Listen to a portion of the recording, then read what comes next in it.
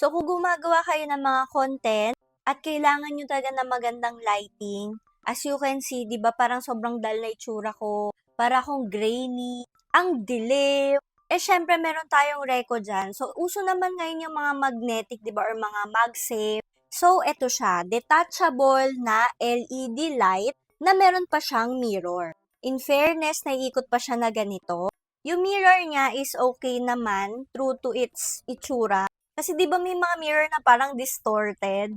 So, ganito nyo siya gagamitin. So, kakabit nyo siya sa any phones nyo na may MagSafe or may magnetic kineme dyan. And then, didikit na siya na ganyan. And, look at that. Mahigpit naman yung dikit niya dyan.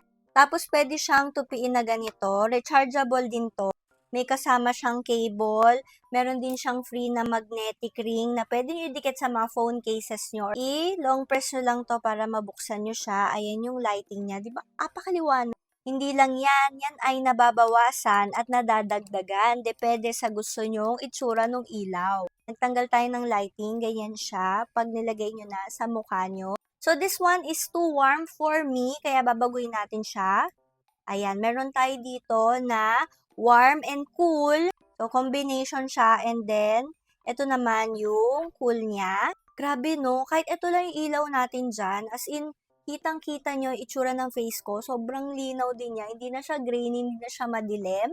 Ayun, totally pinatay ko na lahat ng ilaw. Ito na lang natira yung background natin. And, ang ganda pa rin niya, guys. So, perfect to kapag meron kayong content sa labas. Diba, minsan, ang pangit nung camera quality natin kapag ang dilim. So, this one, oh, diba? Handy na siya. Ilalagay nyo lang sa phone nyo. So, kapag kayo ay nagko-content, ayan, oh, dikit nyo lang sa phone nyo. Tapos, mag-content kayo dito, diba? Dinikit ko siya mismo sa gamit ko na phone and ayan itsura niya. Pag sa gilid, tapos ilalagay natin siya dito sa taas kung ano itsura niya. So, ayan siya. Wala ring problema kung sa backcam kayo magfi-film ano kasi naiikot naman na siya na ganyan. So, pwede nyo ilagay ilaw na ganyan, 'di ba? Wala ring problema if you're going to film din sa inyong backcam. Meron naman siyang mirror dito. So, pwede ka tumingin dito. Hindi ka maiilang kasi makikita mo naman yung sarili mo.